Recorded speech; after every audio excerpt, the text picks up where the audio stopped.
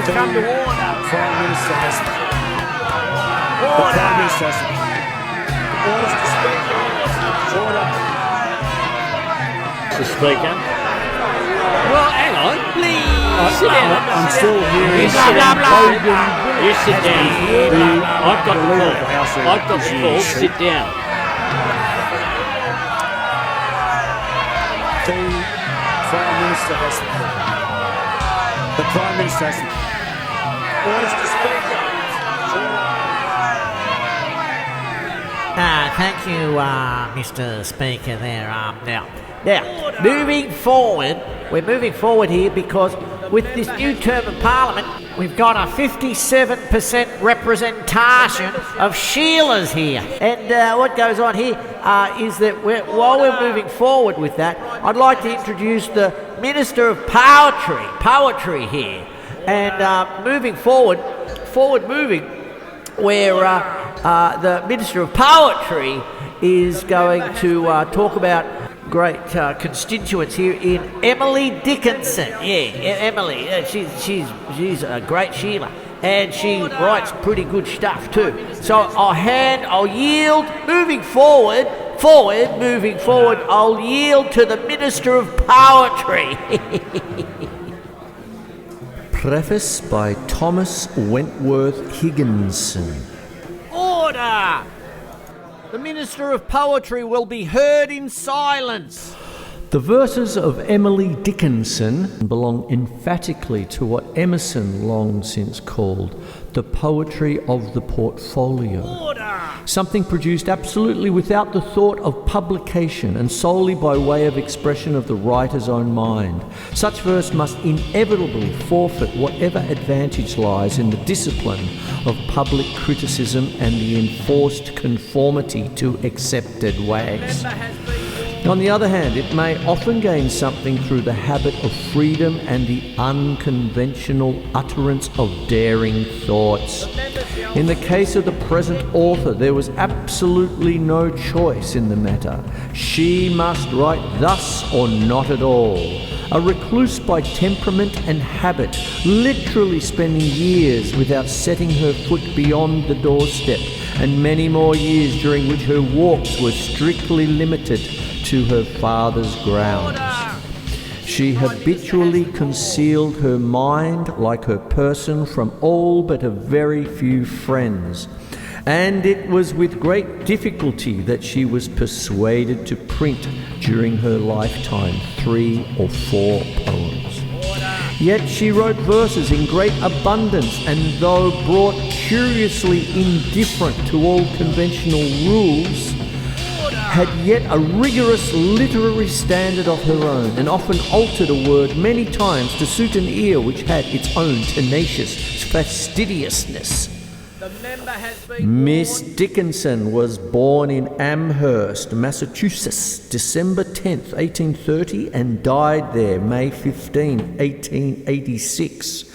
Her father, Honourable Edward Dickinson, was the leading lawyer of Amherst and was treasurer of the well-known college there situated. It was his custom once a year to hold a large reception at his house, attended by all the families connected with the institution and by the leading people of the town. On these occasions, his daughter Emily emerged from her wonted retirement and did her part as gracious hostess, nor would anyone have known from her manner, I've been told, that this was not a daily occurrence. The annual occasion once passed, she withdrew again into her seclusion, and except for a very few friends, was as invisible to the world as if she had dwelt in a nunnery. For myself, although I had corresponded with her for many years, I saw her but twice face to face, and brought away the impression of something as unique and remote as Undine or Mignon or Thecla. Order! Moving forward, Miss Dickinson's poetry will be heard in silence. Poems by number 50, The Soul's Storm. It struck me every day. The lightning was as new as if the cloud that instant slit and let the fire through. It burned me in the night, it blistered in my dream. It sickened fresh upon my sight with every morning's beam. I thought that storm was brief, the maddest, quickest by, but nature lost the date of this and left it in the sky. Water is taught by thirst, land by the ocean's past, transport by throw, peace by its battles told, love by memorial mould, birds by the snow. Thirst. We thirst at first, 'tis nature's act, and later when we die, a little water supplicate of fingers going by. It intimates the final want, whose adequate supply in that great water in the west, termed immortality.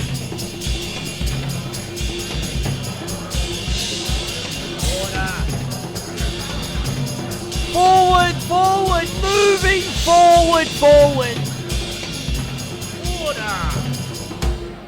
The clock stopped, not the mantles, Geneva's farthest skill. Can't put the puppet bowing that just now dangled still. An oar came on the trinket, the fingers hunched with pain, then quivered out of decimals into degreeless noon. It will not stir for doctors, this pendulum of snow. The shopman importunes it while cool, concernless, no. Nods from the gilded pointers, nods from the second slim. Decades of arrogance between the dial life and him.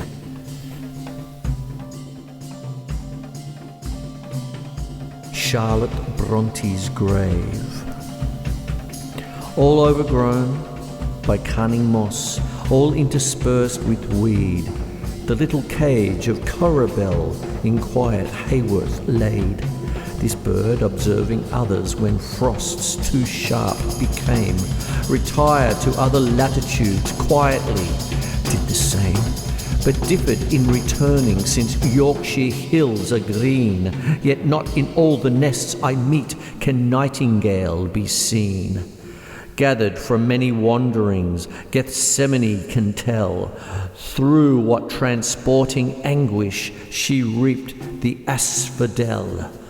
Soft fall the sounds of Eden upon her puzzled ear. Oh, what an afternoon for heaven when Bronte entered there.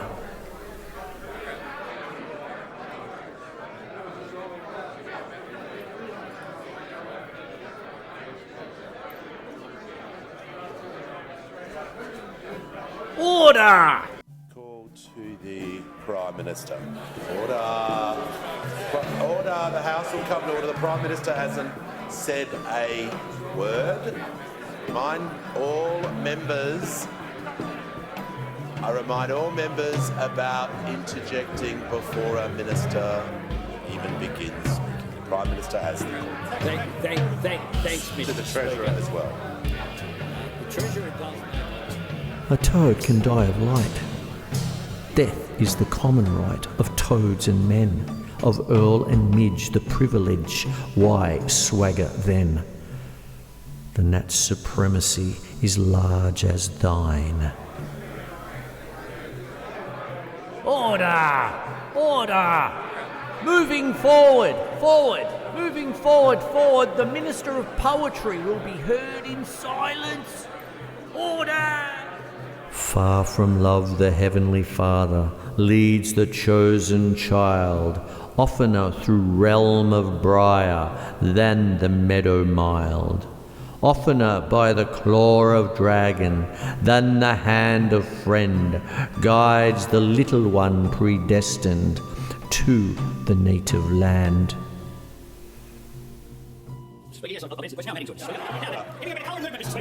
Because last night I was able to give us putting all the coalition of hatred along there. An hour and a half to explain. Three parts. Why there was such a hopeless, divided government full of hate of each other. All played out this slinger. And I was reminded. Sleeping. A long, long sleep. A famous sleep that makes no show for dawn by stretch of limb or stir of lid. An independent one. Was ever idleness like this within a hut of stone, to bask the centuries away, nor once look up for noon?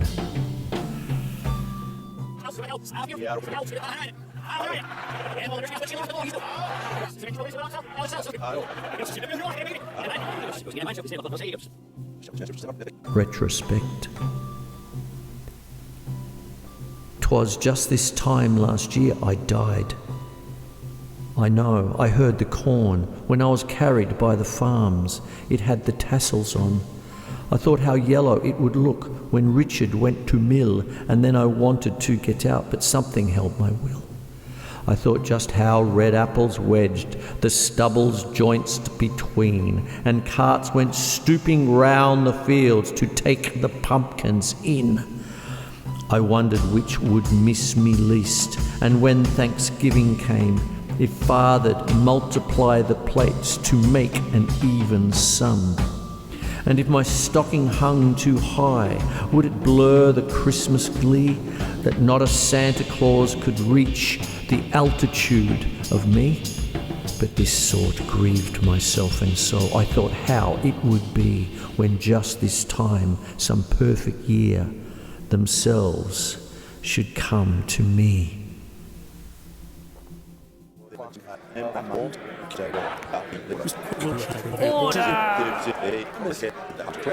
Going forward, the Minister of Poetry has the call. Forward, moving forward. Order! Eternity on this wondrous sea, sailing silently. Ho, pilot, ho! Knowest thou the shore where no breakers roar, where the storm is over? In the silent west, many sails at rest, their anchors fast. Thither I pilotly land, ho, eternity ashore at last.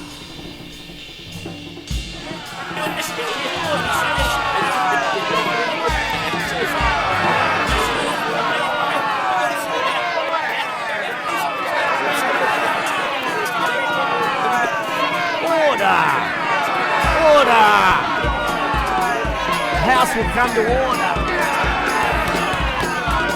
Order!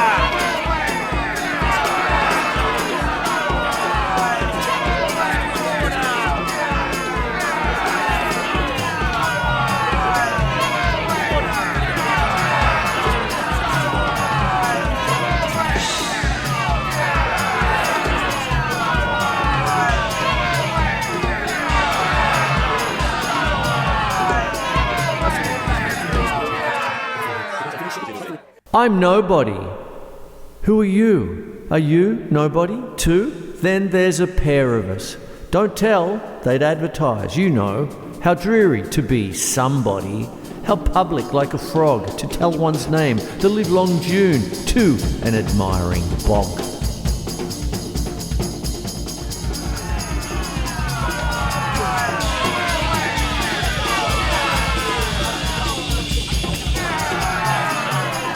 The members shall cease interjecting. The Minister of Poetry has the call.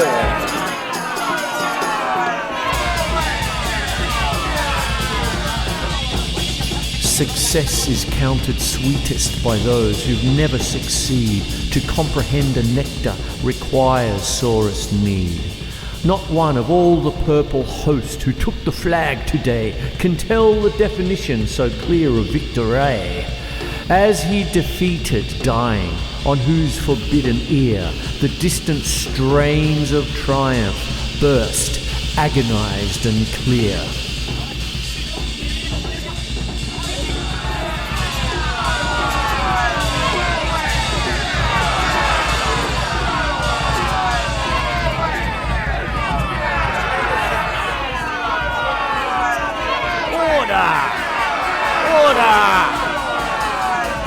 House will come to order.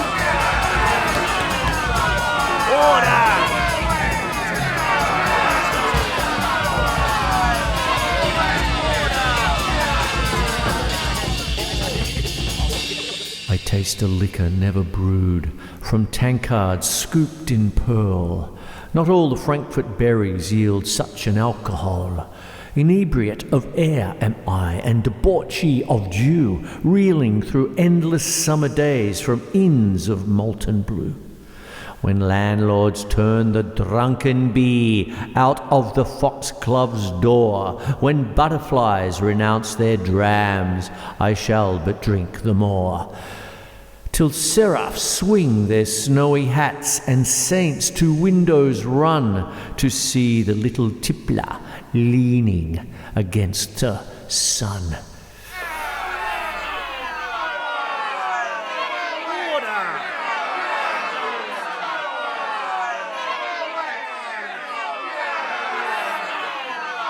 Wild nights, were I with thee, wild nights should be our luxury. Futile the winds to a heart in port, done with the compass, done with the chart. Rowing in Eden, the sea, might I but moor tonight in thee.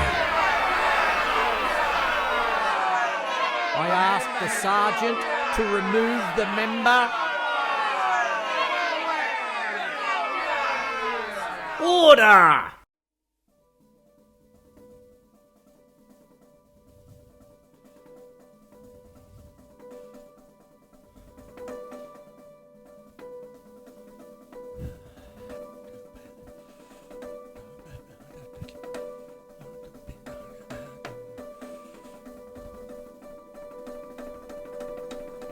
A bird came down the walk he did not know I saw. He bit an angleworm in halves and ate the fellow raw. And then he drank a dew from a convenient grass, and then hopped sidewise to the wall to let a beetle pass. He glanced with rapid eyes that hurried all abroad. They looked like frightened beads, I thought. He stirred his velvet head. Like one in danger, cautious, I offered him a crumb, and he unrolled his feathers and rowed him softer home. Then oars divide the ocean, two silver for a seam, or butterflies or banks of noon leap splashless as they swim.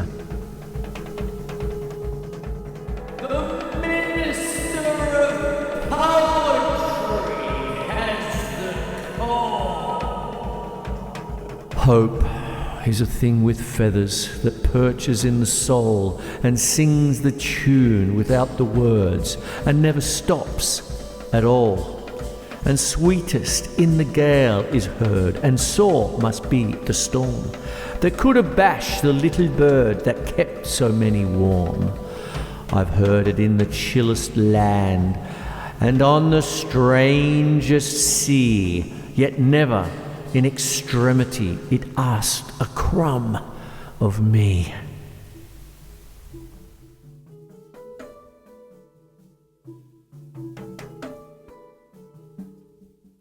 My life had stood a loaded gun in corners till a day the owner passed, identified, and carried me away. And now we roam in sovereign woods, and now we hunt the doe, and every time I speak for him, the mountains straight reply.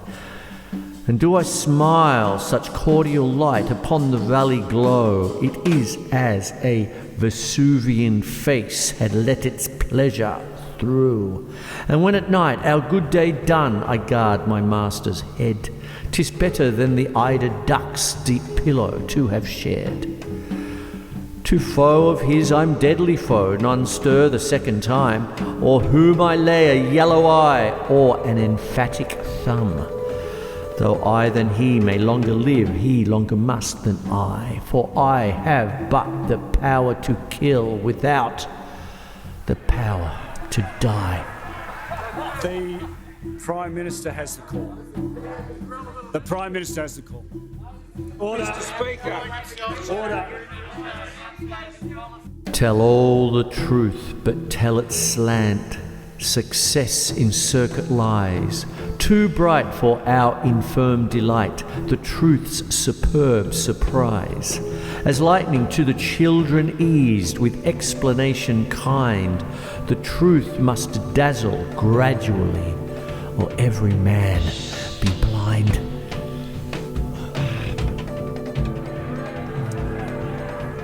Mr. Speaker, the Deputy Opposition Leader is acting like a 9-year-old who's been caught out cheating on her homework. I ask the Minister of Sports Rorts to withdraw her terrible remark. The Prime Minister has the call. Order. Mr. Speaker. Order. Why won't you call an early election? Because I want to do you slowly. The Prime Minister has the call. Order. Speaker. I want to do you slowly.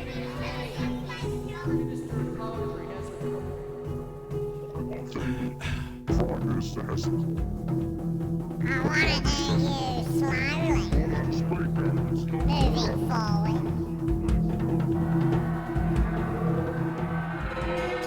I think you're a bit loose with the truth there, Minister.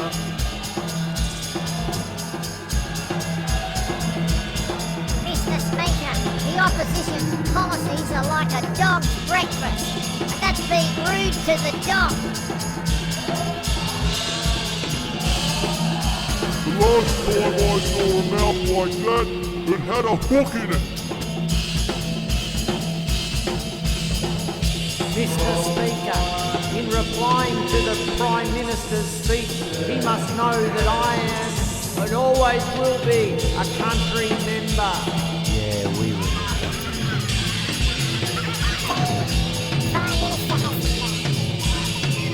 Sit down, Bullhead. You sit down. I felt a funeral in my brain, and mourners to and fro kept treading till it seemed that sense was breaking through. And when they all were seated, a service like a drum kept beating till I thought my mind was going numb. And then I heard them lift a box and creak across my soul with those same boots of lead again. Then space began to toll, as all the heavens were a bell and being but an ear, and I and silence some strange race, wrecked, solitary here. And then a plank in reason broke, and I dropped down, and hit a world at every plunge, and finished knowing then.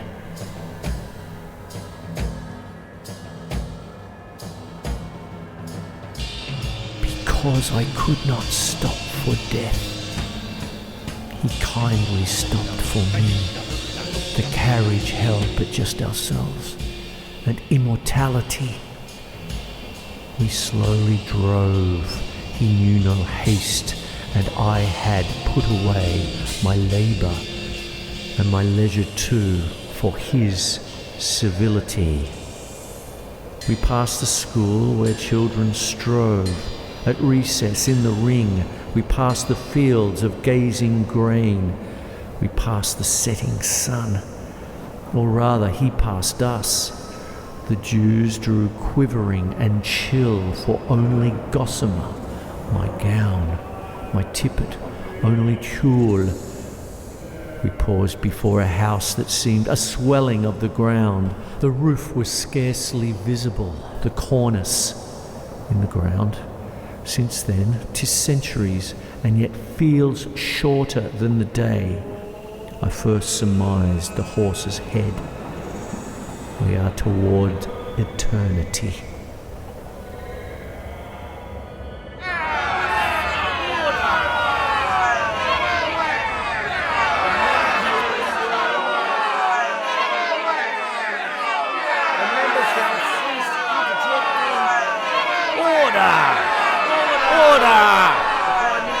Look, we're all trying to move forward here.